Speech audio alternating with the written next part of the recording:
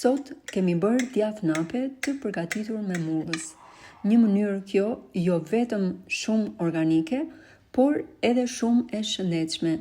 Fara më origjinale për përgatitjen e djathit. Është përdorur qysh në kohët e vjetra, gjyshja ime e ka përgatitur djathin në mënyrë të tillë, mamaja ime dhe sot e përgatis unë.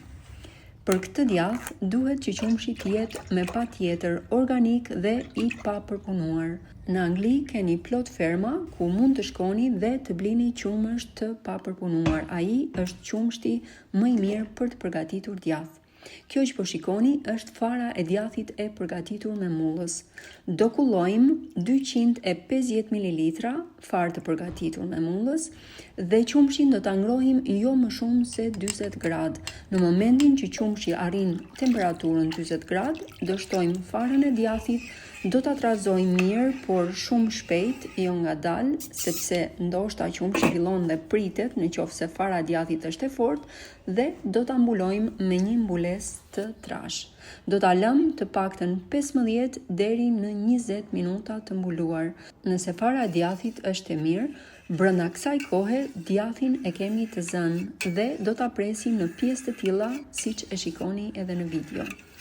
Ky proces pune bëhet që djathi të ndahet nga hirra para se të fillojmë dhe ta kullojmë. Mirë është që pas prerjes ta lëmë të pushojë përsëri të paktën 15 deri në 20 minuta dhe siç e shikoni, hirra ka filluar të ndahet nga djathi dhe tashmë e kemi më të lehtë për ta kulluar në nap. Për përgatitjen e djathit të bardhë, unë përdor dy mënyra. Kjo që po shikoni sot, duke kulluar direkt në nap, ose e vendos në zjarr të paktën 5 deri në 7 minuta në një zjarr të ngadalt, duke e ngrohur pak me qëllim që djathi të forcohet dhe hirra të ndahet nga djathi.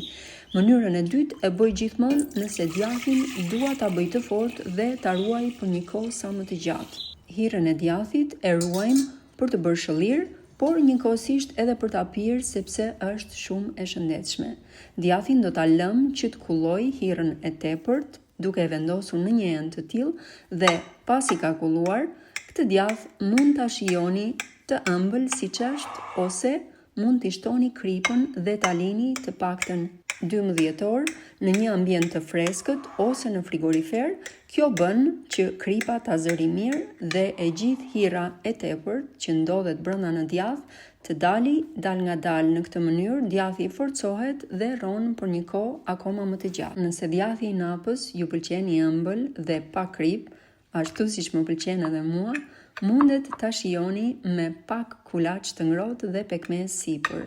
Mua më kujton gjithmonë kohën kur isha fëmijë dhe shkoja te gjyshja dhe të them të drejtën, nuk ishte gjë më të shijshme se sa djathi i napës i freskët i shoqëruar me një copë kulaç të ngrohtë.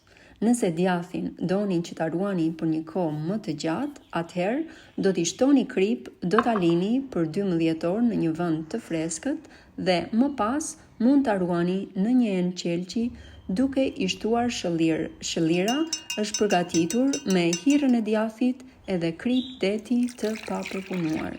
Djathin duhet sigurohemi që ta mbulojmë mirë me shëllir para se ta mbyllim dhe ta ruajmë në një vend të freskët. Ju përshëndes.